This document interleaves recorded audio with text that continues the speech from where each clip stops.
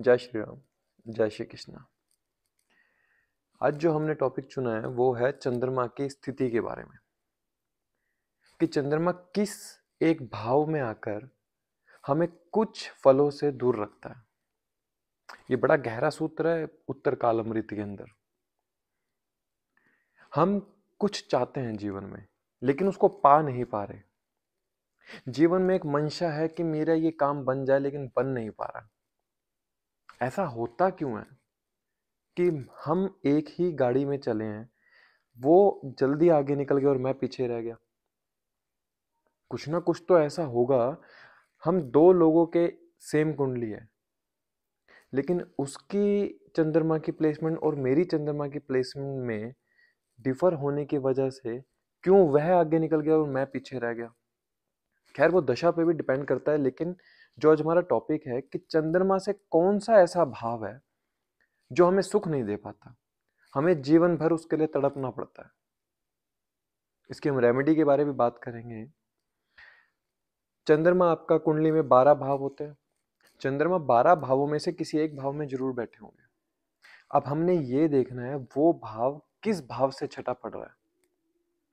वो भाव जिस भाव से छठा होगा चंद्रमा की प्लेसमेंट, उस भाव से जुड़े सारे के सारे फल आपको जीवन में कष्टदायी रहेंगे। आपकी डिजायर्स रहेंगे उस भाव को लेकर। आप पूरे दिन, हो सकता है कई साल, उस भाव को लेकर सोचते रहे कि कब ठीक होगा कब ठीक होगा, लेकिन वो ठीक होने में नहीं आ रहा है। मान लीजिए किसी का तीसरे भाव में चंद्रमा है, किसी भी राशि का हो, ये मैटर नहीं करता, सिर्फ चंद्रमा की प्लेसमेंट मैटर करती है। तीसरे भाव का चंद्रमा कौन से भाव से छठा है? 10वें से छठा है। अगर आप 10th से गिनेंगे तो जो थर्ड हाउस है वो छठा पड़ता है, 6th हाउस पड़ता है। ऐसा जातक पूरी लाइफ अपने करियर को लेकर अनस्टेबल रहता है, अपने करियर से खुश नहीं हो पाता। चंद्रमा अगर नवम में हो, चंद्रमा अगर नवम में हो तो किस भाव से नवम में आके छठा हो रहा है? चौथे भाव से आकर छठा हो रहा है। ऐसे इंसान के पास घर को लेकर टेंशन, माता को लेकर परेशान, मानसिक पीड़ा, जो उसका मनस है इतना परेशान रहता है कि अगर आप इतने कोल्ड हार्टेड होते हैं ऐसे लोग कि अगर आप इन्हें कुछ भी कहोगे ना तो ये एकदम से बस इन्हें ऐसा लगेगा कि हमें क्या कह दिया। क्योंकि चौथे भाव से चंद्रमा छठे में बैठा है, वहां से उसको कष्ट मिलता है। इनका ये इतने इमोशनल होते हैं कि जब आप इनसे कुछ बोलोगे दिल खोल के रख देंगे आपके सामने। लेकिन मन के इतने कमजोर भी होते हैं कि इन्हें आपने कुछ कह दिया तो बस समझ लो आपने इनके ऊपर ज्वालामुखी फोड़ दिया। क्योंकि चौथे भाव से छठा जाने पे चंद्रमा उसको कष्ट दे रहा है वहां पर। ऐसा जातक हो सकता है अपनी माता से दूर रहे, घर से दूर रहे, वाहन से दूर रहे, उसकी इच्छा है पाना लेकिन उसे पा नहीं पा रहा है। चंद्रमा कष्ट में है। किसी का 11th हाउस में चंद्रमा है। 11th हाउस में चंद्रमा होने से वो किस भाव से छठे में गया? छठे से छठे में गया। ऐसा इंसान बहुत सेवा करता है, बहुत मेहनत करता है, नौकरी के लिए दिन रात मेहनत करता है, लेकिन उसको रिकॉग्निशन ना मिल पाना, उसकी मेहनत का उसको फल ना मिल पाना। मेहनत करेगा 100 गुना और फल मिलेगा मात्र 10%। सारी उम्र वो ये सोचता रहेगा कि मैंने कितना किया, कितना दिया, लेकिन मुझे मिला क्या? 11वें भाव का चंद्रमा। अगर 12वें भाव में चंद्रमा हो तो ऐसा जातक अपनी स्त्री को लेकर, अपने बिजनेस को लेकर, अपने पार्टनर को लेकर कशमकश में रहता है। उसके बारे में सोचता रहता है कि मैं इतना कुछ करता हूँ उसके लिए, मुझे फिर भी उससे वो एक्सपेक्टेशन थी जो मुझे नहीं मिल पा रही। मैं अपने बिजनेस को कितना समय देता हूँ लेकिन मुझे वो फ्रूटफुल रिजल्ट नहीं मिल पा रहे। 7वां भाव आपकी पार्टनरशिप का है। पार्टनरशिप में ऐसे लोग डिच हो जाते हैं। मतलब कहीं ना कहीं आप पाएंगे कि चंद्रमा जिस भाव से छटा जा रहा है ना, उसके आपको फल फ्रूटफुल नहीं मिल पा रहे हैं। उसको, उस भाव को लेकर आप बड़े परेशान हैं। चंद्रमा अगर दूसरे भाव में तो किस भाव से छटा हुआ? ये बड़े सोचने का विषय है। मैं चाहता हूं कि आप सब इसको ध्यान से सुने, क्योंकि अगर इसे सुनोगे नहीं तो अपने जो मन में आपके काफी समय से एक दुविधा थी, उसका जो रिजल्ट नहीं मिल पा रहा था, कितनी वीडियोस देख ली होंगी लेकिन इस चीज के ऊपर वीडियो नहीं मिली होगी। अगर दूसरे भाव में चंद्रमा है तो वो 9वें से छठे भाव में गया। 9वें से छठा अर्थात ऐसा इंसान अपने नैतिक मूल्यों को लेकर, अपने पिता को लेकर बड़ा परेशान रहता है। पिता का सुख नहीं मिल पाता, पिता से द्वेष रहता है, पिता से दूर चले जाना या पिता का उससे दूर चले जाना। धर्म कर्म के कार्यों में ऐसा इंसान लगा तो रहता है, पर लेकिन वही बेमन कर रहा है, लेकिन उसको उसके रिजल्ट नहीं मिल पा रहे। अब किसी का अगर पंचम में चंद्रमा है तो वो किस भाव से छठे में गया? वो 12वें भाव से छठे में गया।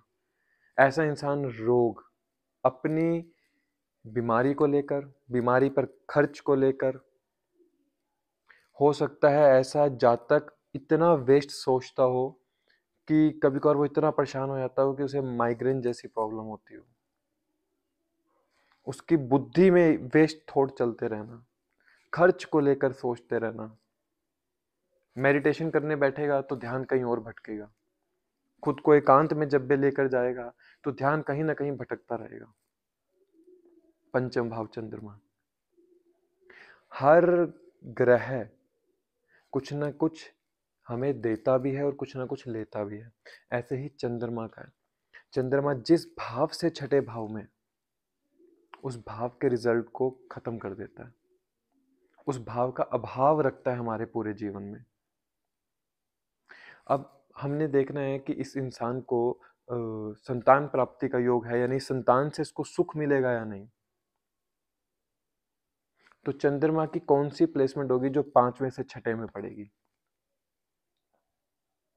दशम भाव का चंद्रमा अगर हो, दशम में बैठा चंद्रमा पंचम से छठे में बैठा है, ऐसा जातक या तो अपनी पढ़ाई को लेकर या अपनी संतान को लेकर हमेशा परेशान रहता है।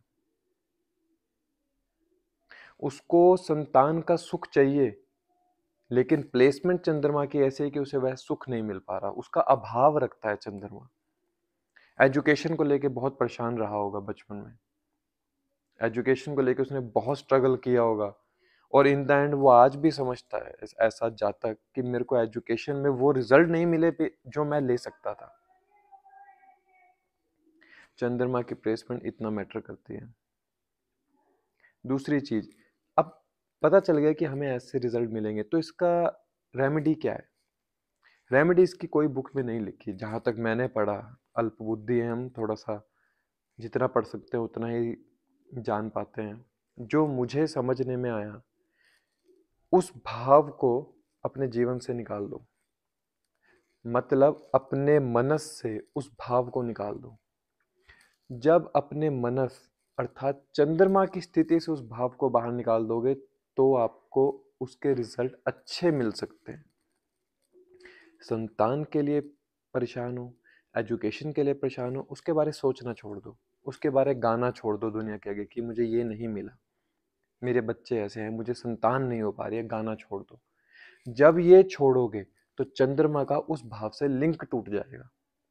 जब ये लिंक टूटेगा तब पॉसिबिलिटी है कि उस भाव के रिजल्ट आपको पॉजिटिव मिले। जब कोई आपके गोचर में जुपिटर उस भाव को देख लेगा तो आपको उस भाव के फ्रूटफुल रिजल्ट मिल सकते हैं। फिर और बात करेंगे, तब तक के लिए जय श्री राम, जय श्री कृष्ण।